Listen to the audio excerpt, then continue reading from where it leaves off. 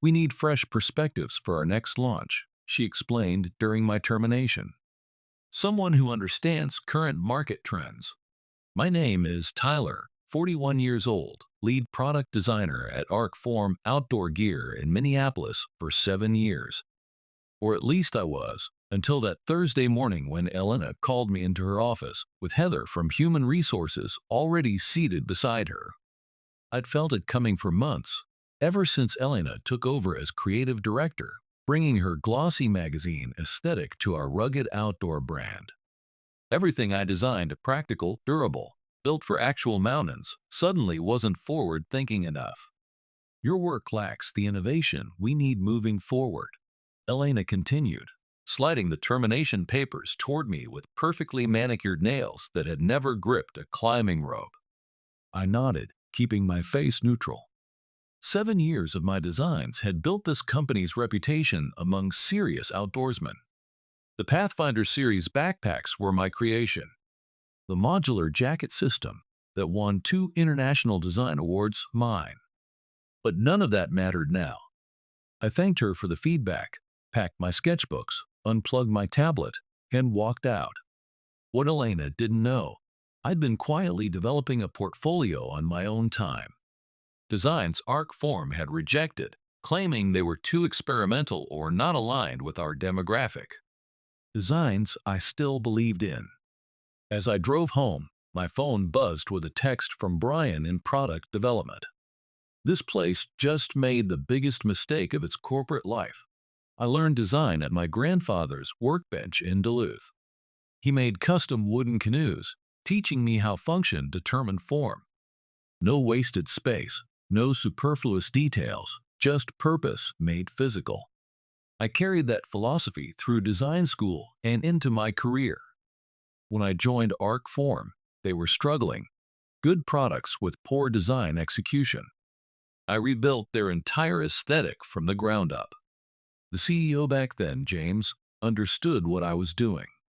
Make stuff that works first, looks good second, he'd said.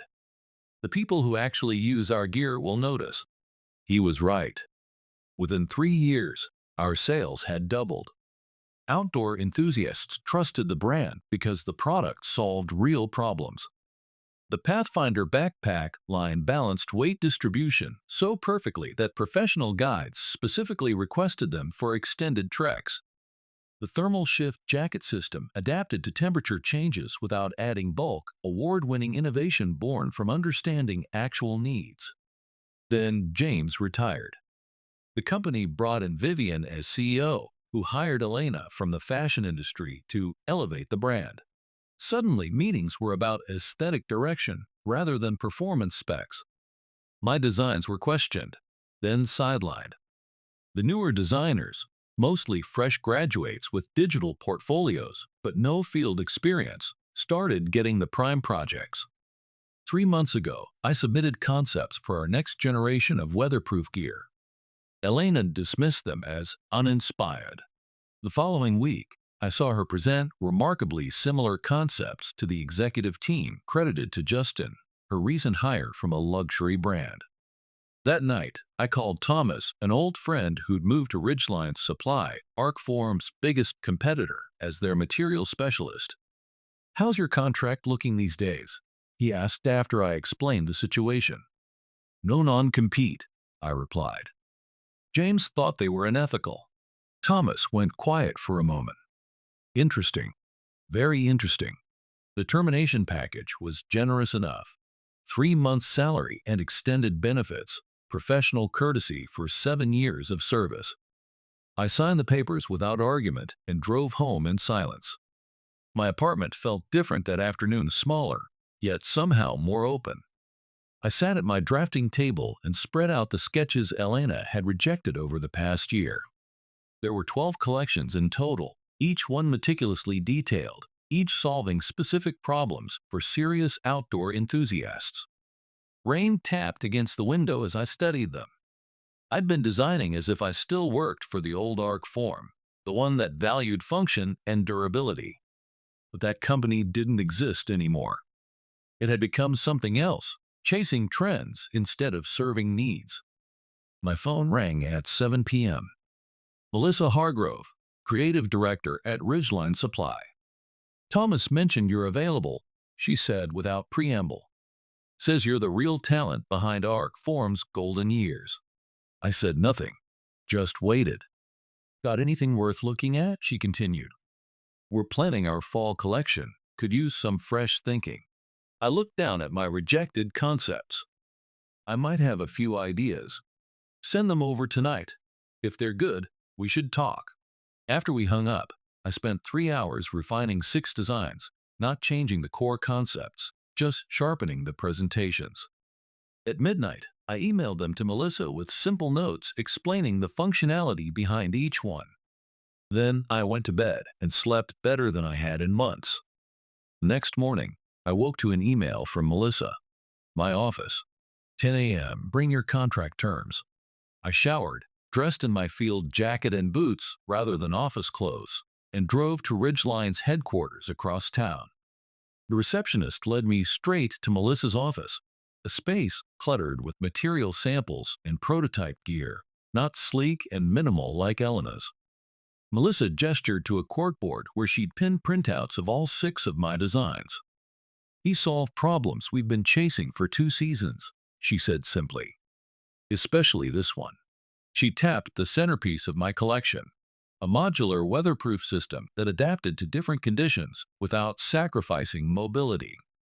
How soon can you start? She asked. I'm available now. She nodded once.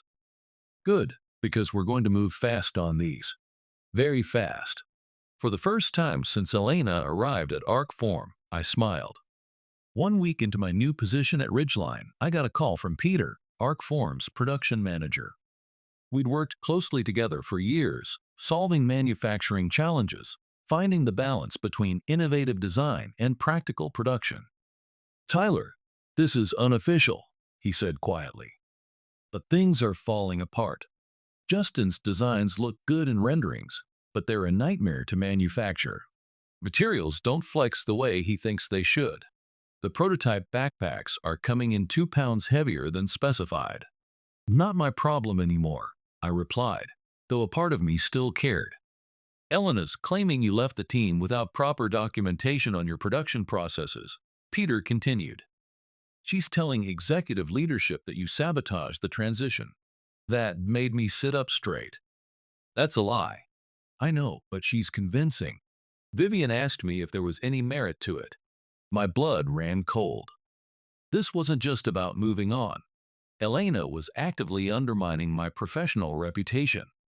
Against my better judgment, I emailed Vivian, requesting a meeting to clear the air. She agreed to coffee the next morning. The cafe was busy, which I thought would be good. Neutral territory, public place. Vivian arrived 10 minutes late, already looking at her watch. I'll be direct, I began.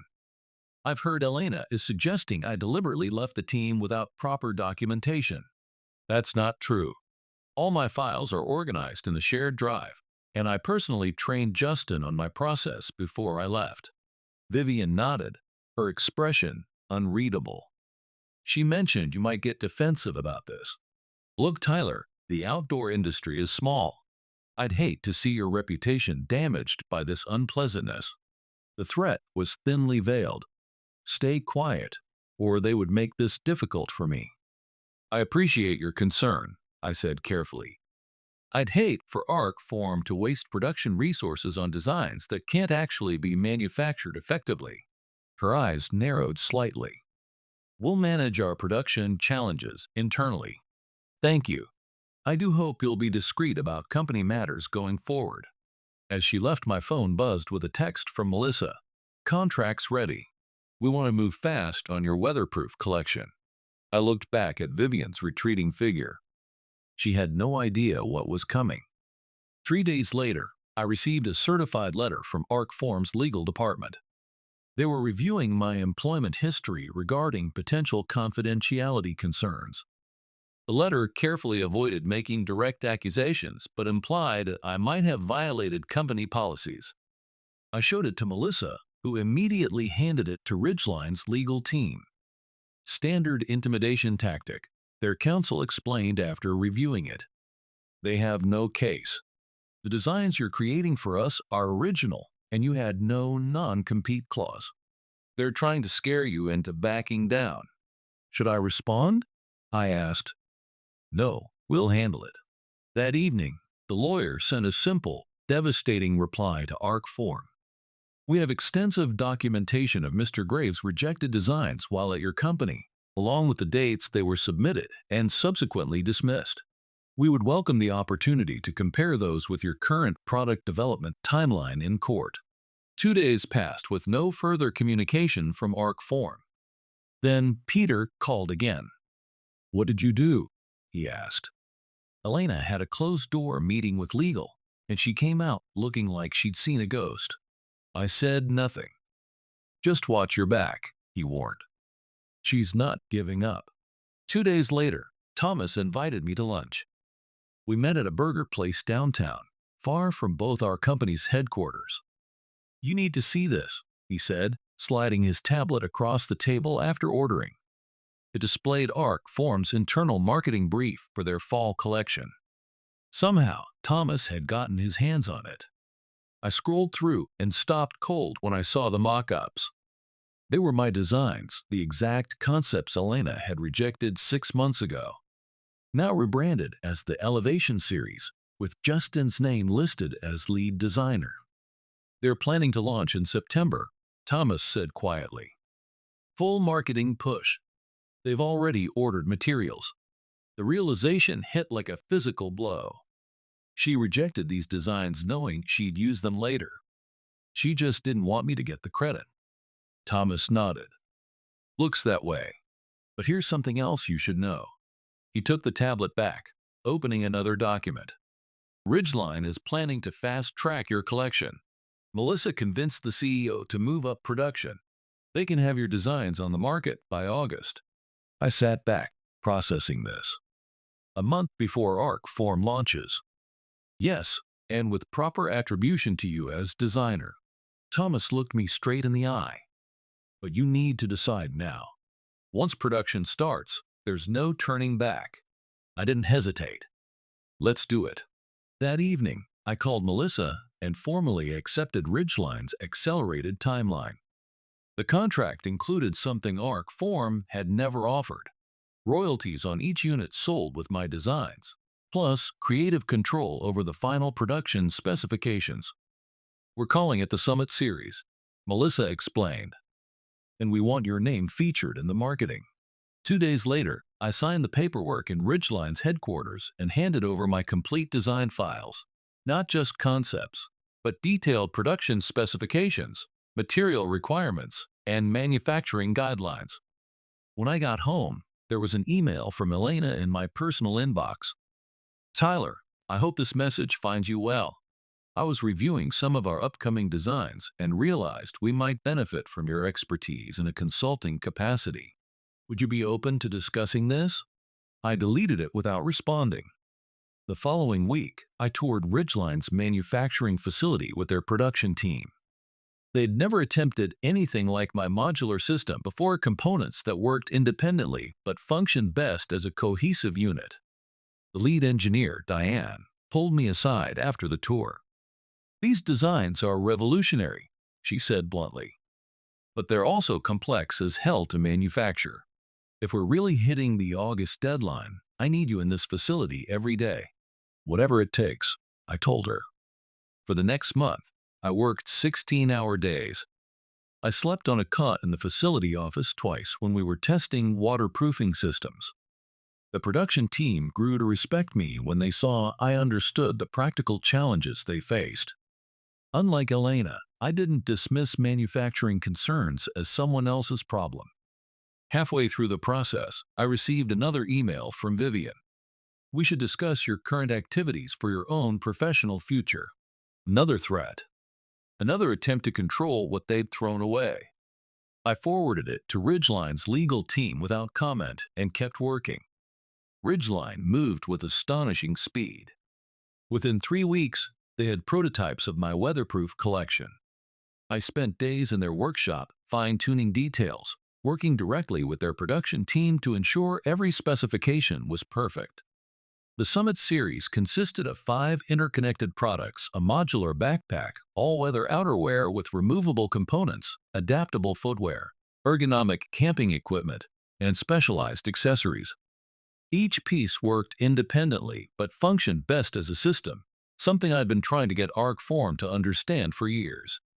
Melissa brought me into marketing meetings, something Elena had never done, and listened when I explained the practical benefits that should be highlighted. These aren't fashion statements, I told their team. They're tools for people who depend on their gear in extreme conditions. In late July, whispers started circulating in the industry. Retailers who'd gotten preview samples of the Summit series were impressed. Online forums buzzed with speculation about Ridgeline's unexpected direction. Then came the call from Peter at Arcform. "Tyler, did you?" He stopped abruptly. "Never mind. I shouldn't be asking. What's happening over there?" I asked, though I could guess. "Vivian saw Ridgeline's preview catalog," Peter said quietly. "The Summit series is remarkable. Elena is in full panic mode, claiming they stole concepts from us." I remained silent. "The thing is," Peter continued, "we both know these aren't stolen from Arcform's current concepts. They're your original designs. The ones Elena rejected, aren't they?" "I can't comment on that," I replied carefully. "You don't have to," Peter said. "Your name is on them, clear as day in the catalog. Designed by Tyler Graves, former lead designer at Arcform. Well, it's brilliant." The following day, Vivian herself called. I let it go to voicemail. Her message was terse. "Tyler, this is unprofessional. We should discuss this situation immediately." Instead, I drove to Ridgeline's headquarters for the final product launch meeting. The marketing campaign was ready. The manufacturing lines were set. In 2 weeks, the Summit series would hit specialized retailers nationwide. 1 month ahead of Arcform's planned launch of the suspiciously similar Elevation series. The night before our launch, I couldn't sleep. 7 years at Arcform, countless prototypes, hundreds of sketches. All that work had led to this moment. Not the way I'd expected, but maybe the way it needed to happen. At 5 a.m., unable to rest, I drove to a trail outside the city. The same trail where I tested many of my early Arcform designs. Dawn was breaking as I hiked to the ridge. The air was cool and damp, exactly the conditions my weatherproof system was designed to handle. My phone buzzed. A text from Melissa. "It's live. Website just went up. First orders already coming in." I stood on that ridge, watching the sunrise, feeling a strange mix of vindication and sadness. I hadn't wanted it to end this way with Arcform. I'd given that company everything, but they'd chosen Elena's vision over mine, style over substance. Now the market would decide which approach was right.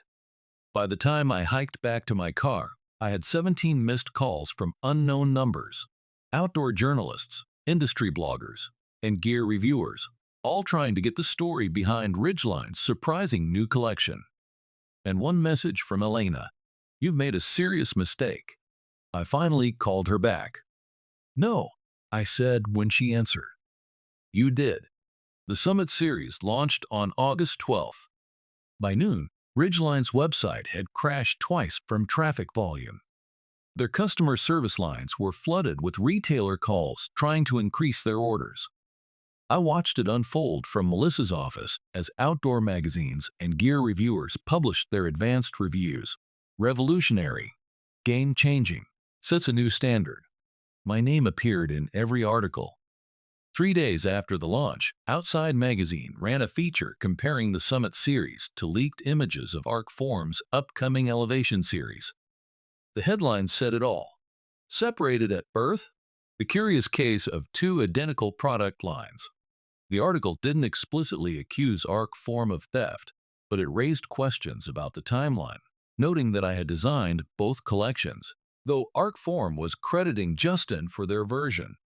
Outdoor forums exploded with speculation. Industry insiders who knew me from trade shows connected the dot immediately.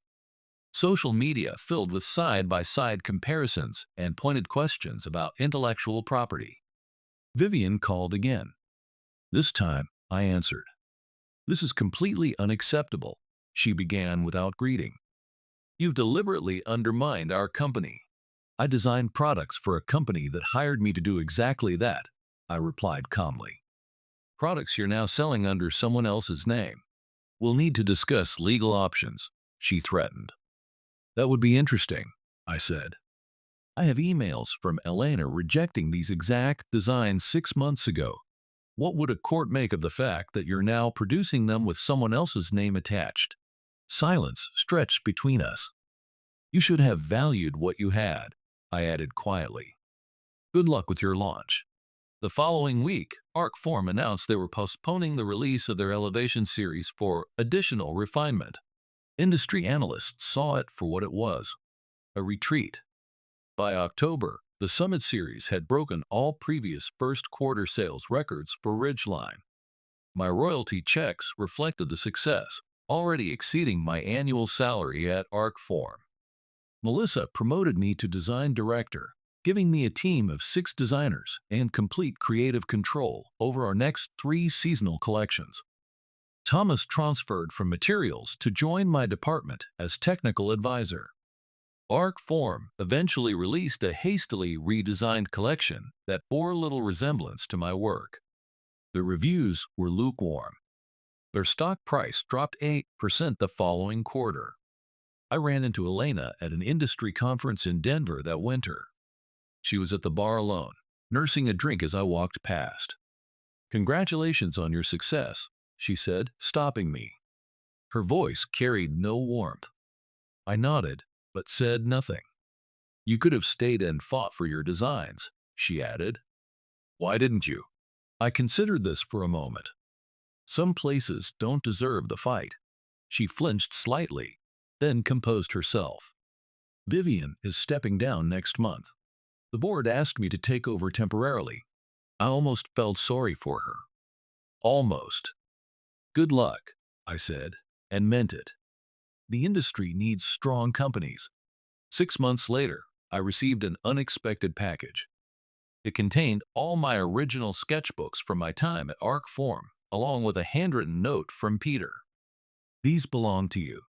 Elena's gone. Just thought you should know." I opened one book to a concept I'd drawn 3 years earlier, a modular tent system for extreme weather conditions. Something I'd never shown Elena. That evening, I called Melissa. "I have an idea for our winter collection," I said. The following spring, Ridgeline stock value had doubled. Arcform announced they were restructuring under new leadership. I didn't follow the news too closely. I was too busy designing what came next. Sometimes at night, I still think about my years at Arcform. Not with bitterness anymore, but with clarity. They taught me something valuable, just not what they intended. In this industry, in life, your work speaks for itself when given the chance. Ina tried to silence mine, but in doing so, she only amplified its voice.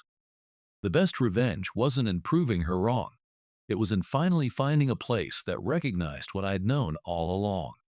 That good design isn't about following trends. It's about solving real problems for real people. And that, in the end, is what endures.